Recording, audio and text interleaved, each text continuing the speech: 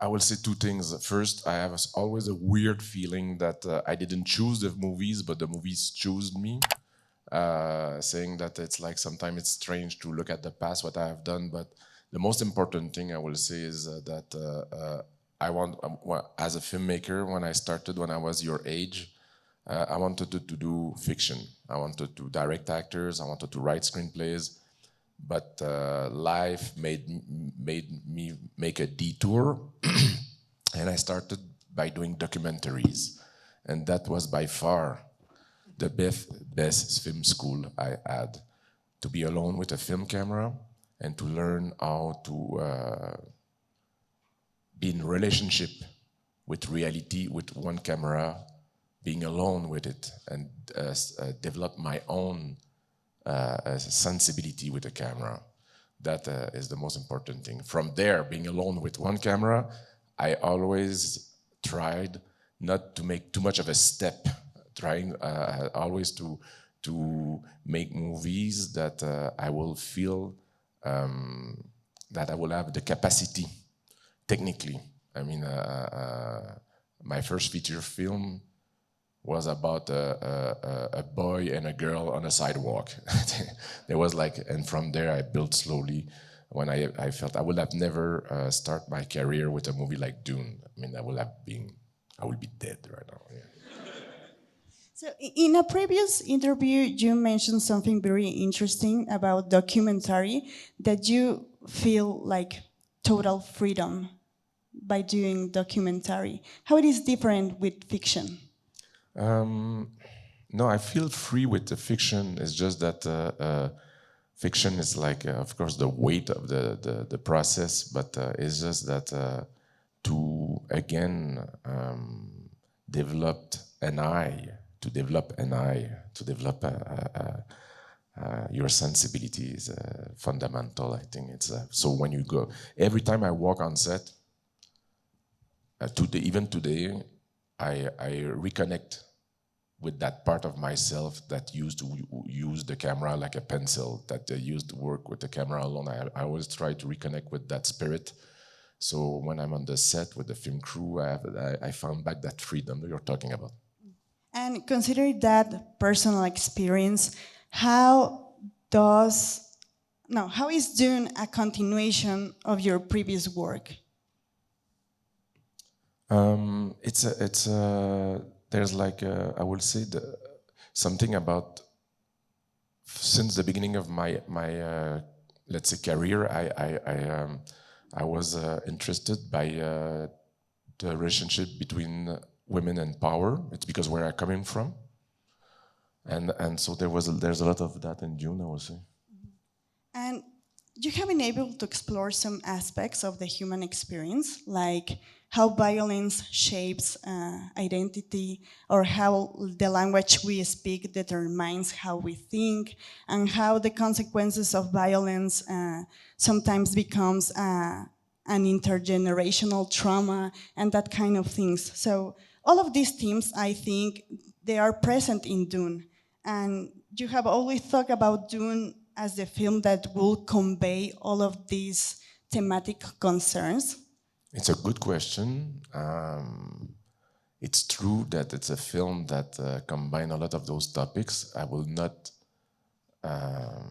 see it as a complete, but yes, it's true that there's a combination of about the transmission of trauma or the weight of the heritage from the education or genetic heritage, and it's true that it's topics that accumulated. I must say it's also, as you know, a movie that is movies that are based on a book. I read that book when I was it's like full circle.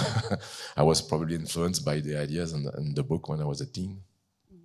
And we know that your adaptation of Dune is faithful to the book, you know, but I was thinking that many elements from your other movies are present in Dune, as we are just saying, especially in part 2, and especially with how the characters have evolved from part 1 to part 2. And for example, I'm thinking in Arrival. in that movie, you talk about how language determines our thoughts and our ideology and how we understand the world and how we see the world. That happens with Luis, and in this movie, I think that happens with Paul and the Fremen language. You know, he adopts it and he begins to understand the desert power and their rituals and their traditions and the story and the importance of their community. So you check like your previous films and you say, oh, this is a very interesting theme and aspect that I can take to make a new movie? I think that it's the idea of the immersion into another culture is something that I grew up with. Maybe being from a small community of French-speaking people in the North American continent, adapting ourselves to the outside all the time, and also I learned cinema by traveling with the camera. I'm going back again to this first experience where I was doing documentaries around the world. So the idea of trying to decipher or understand another way of living, and very young I've done those documentaries. So it was this link of the culture shock and trying to go beyond that and to see the common language and to understand, to go beyond the language. Is something that it does interest me, and it did translate in my work from one movie to the other, I guess. And that's why you depict humans in front of nature as tiny figures that try to control nature, but they can't. Because I think it's a very interesting topic. We are very small, we try to control nature, we can't, and when the humans realize that they can't control it, they use violence and fear to pretend that they are doing something. And I think it's a theme that is recurrent in your filmography, and it's very present in Dune. Yeah, I like what you just said. Thank you. It's true. In the book, I try to stay as close as possible to the spirit of the book. These adaptations are, of course, when you adapt, you transform. But I try to stay as faithful as possible to the book, and the idea of in Frank Herbert's Dune, it's like an exploration of how humans are integrated into their ecosystem and the impact of the nature on the ways of being, on the cultures, and etc., etc., etc. Yeah, it informed the way we shot the movie. I mean, I wanted either to be very close to make the most epic and intimate movie at the same time. So we are very close to the character most of the time, or they are like tiny ants, as you rightly said, on the screen, on the canvas, and just to see how they could be easily crushed by nature. And you know, the good news is no matter what happens, nature will prevail. Always. And that's a good thing, I think. Yeah. And you mentioned something very interesting because you use like landscapes. I'm thinking about the desert on Sandis. Sorry about my pronunciation. And I think about the desert in Dune, you know, so you use these big landscapes and then you create some of the most tension scenes in the story of cinema, but in the most intimate places. And you are saying like close-ups to human faces are very present in Dune, but also in your filmography. So how did you balance in filmography the use of these landscapes and then to create these tension scenes in the most intimate and closed spaces? With a lot of work, I would say, to find it. But there's something about the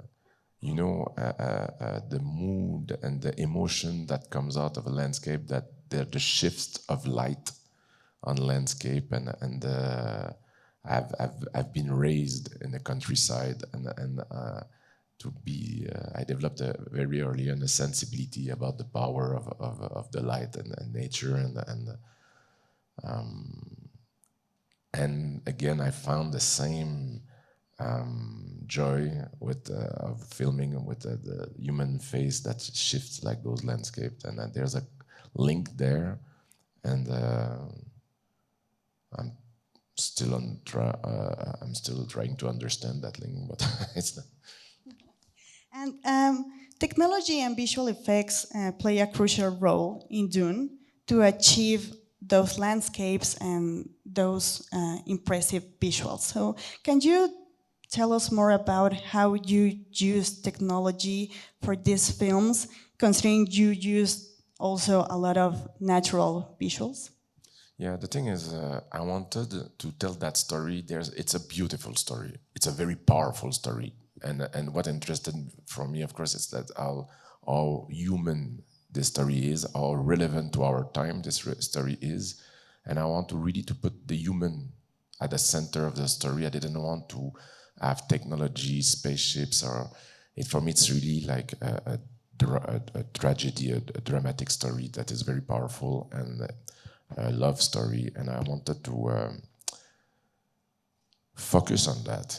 And an idea I had at the beginning was that to make sure that the planet Arrakis, that planet will be as less exotic, that will be as familiar to us, that it will feel close to us, that when my mother will see the movie, she will believe in that desert, she will believe in that world. So everything was built, everything was taught into this idea of familiarity.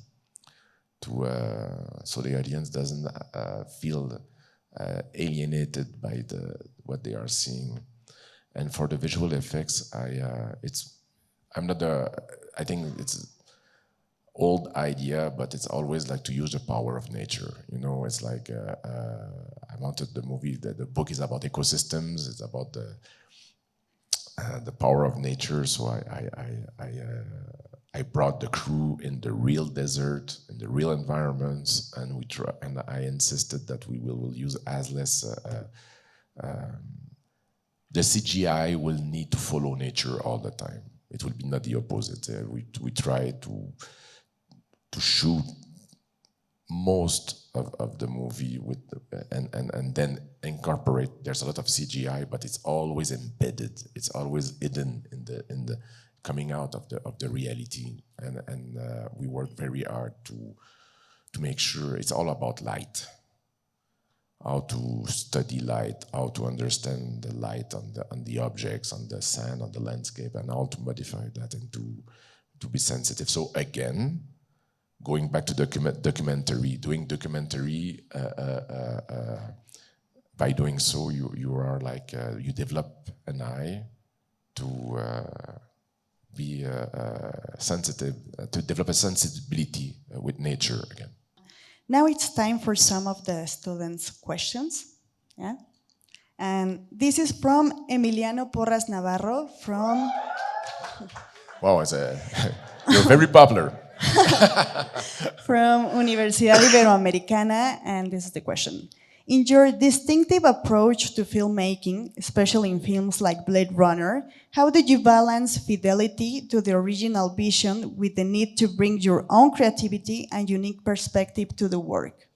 It's a very good question linked with the idea of adaptation. And when you make an adaptation, necessarily you'll transform the subject. It's always moving for me to see how much at the end of the day, even if you adapt the book of someone else, the space between the book and the movie will tell a lot of things about yourself. And like Dune, they are like I had to make bold and cruel decisions in order to bring the word to the images, and that at the beginning it's like you have to find out intimate in your own intimate in your intimacy. You have to understand the intimate link with the subject, of course, not what this movie will bring to the world, but what it means deeply to you. What is in your own development as a filmmaker, whatever, and and when you find that link, then you can adapt, and transform. It's a similar process with the editing process. You know, a person is editing your images and your story, and you have something in mind. And at the time they are editing the film, it's a similar process with the adaptation. Someone else is putting some of their sensibilities in the film. What do you think about that? But the thing is that there's no wrong or right about editing, meaning that some directors will visit their editing room from time to time. Me, I'm always in the editing room. I work with the editor, so I'm directly part of that process.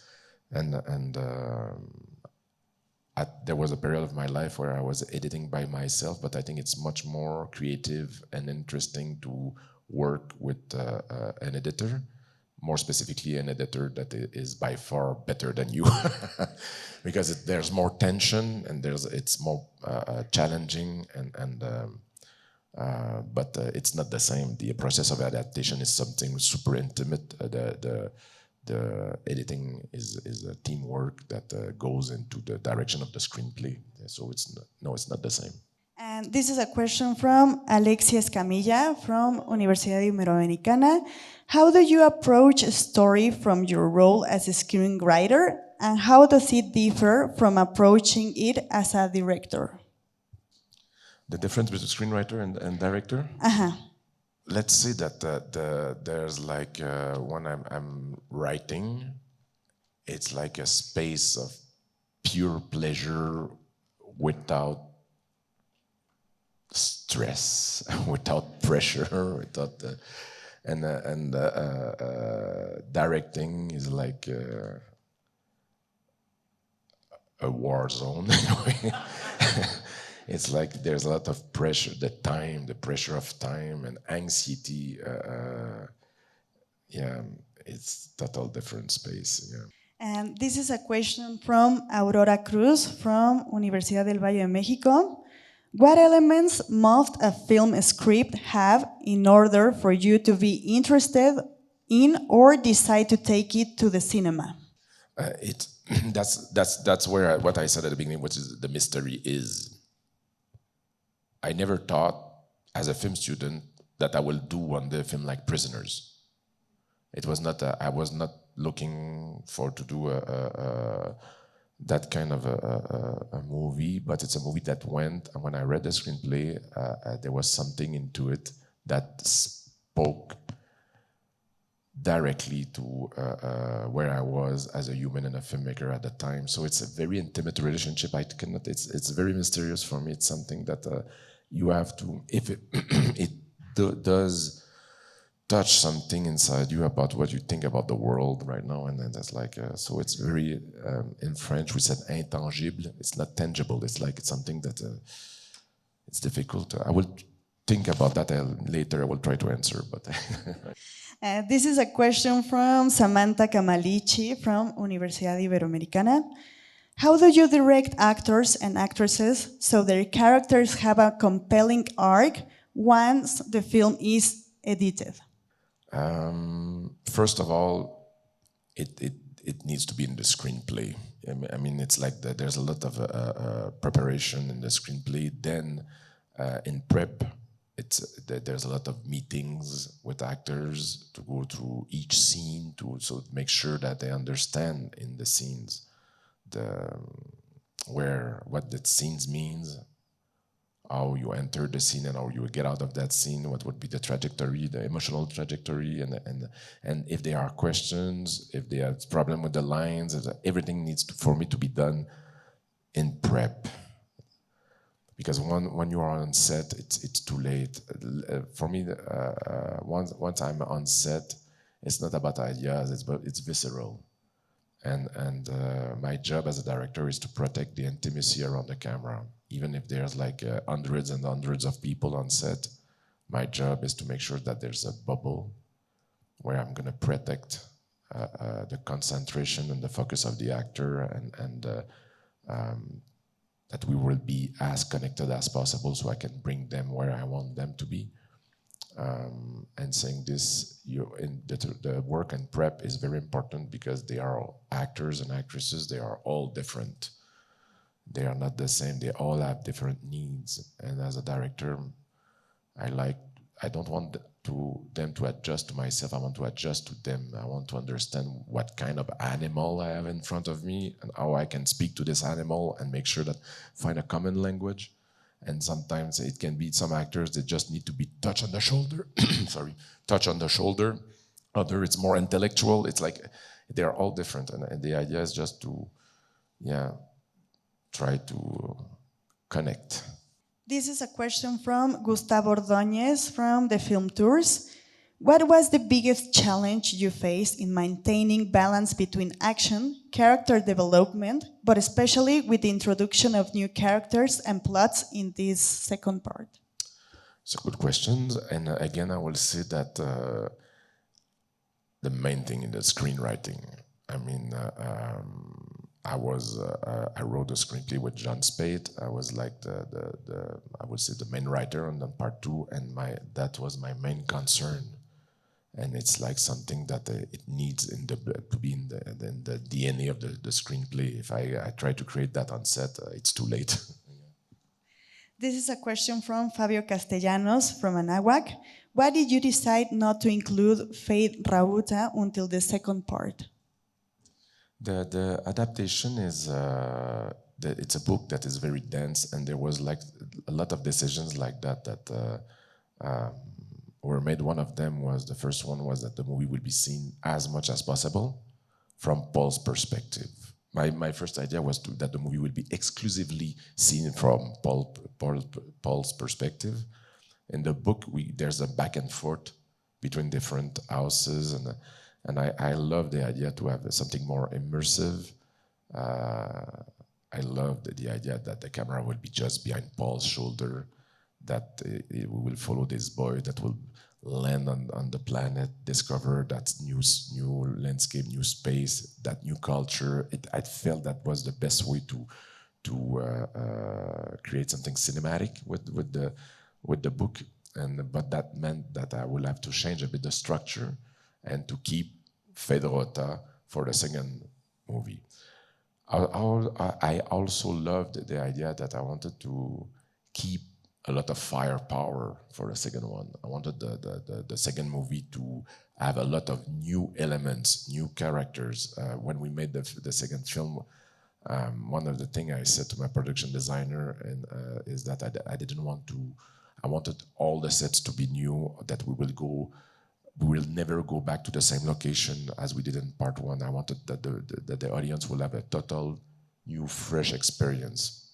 Like a different dynamic. Yeah, absolutely. Totally. There's a thing that my friends and I said. We wanted to avoid the effect of putting back a wet swimsuit.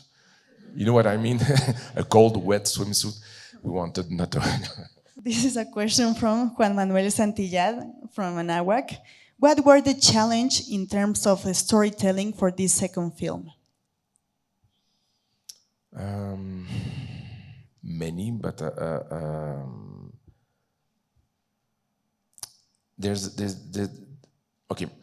when Frank Herbert wrote Dune, he was disappointed from what I've read. I never had the chance to speak with him, obviously, but he was disappointed of the movie. The book was perceived because he from what he heard, he understood after is that the reader thought that Paul was a hero, and for him it was the opposite. He wanted the book to be a warning about charismatic figures, about messianic leaders. He wanted the book to be so.